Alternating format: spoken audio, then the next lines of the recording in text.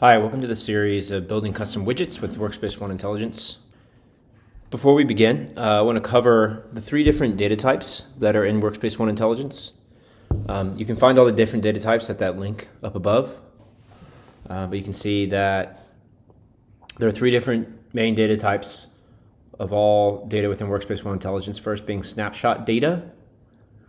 So these are basically current state data of the device.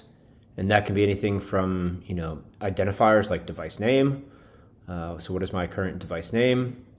That could be things that rarely ever change, but it could be things that change, but not change too frequently, like OS version. So what is my device's OS version right now? What is my device model, platform, and then device hardware? Those are all things that have a current state, if you will. And then also app inventory or profile inventory. So does this device have this app installed, and what version are most common things that are queried? And then last X date. So what is the last date that my device rebooted? So it's not exactly a current state, but it's taking when that event occurred and storing the date of when it happened.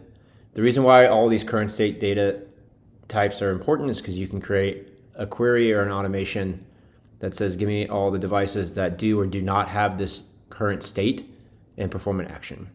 The second type is called trend data, which is essentially taking the snapshot or current state data, but tracking it historically. So understanding what something's state was in the past, and being able to aggregate that across a lot of devices to see trends. So if I wanted to track an app rollout and I wanted to know, okay, 7 days ago, how many devices had this application installed, I could do that with this data. And then I could see every day since 7 days ago, how that's trending upwards to today. So, okay, I had 100 devices that had that app installed, then 200 on day one, 300 day two, and so forth, all the way till today. And that can help me show how I'm trending towards completing an app rollout. And then finally, the third main data type in Workspace ONE Intelligence is time series data.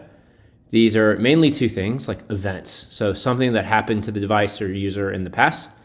And obviously everything is in time series is technically in the past, since like an app crash may have occurred today. It doesn't mean the state of the device is app crash. It means that app crash event happened to that device. So that's why it's an event. It's not a state data.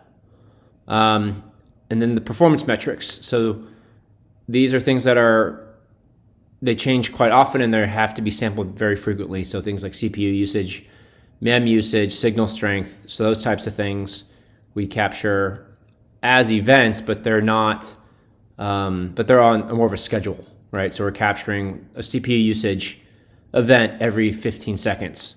And then you can look back in time to see what that CPU usage was, a week ago, and then average that up over a day and things like that. So that's what you're going to find in time series data.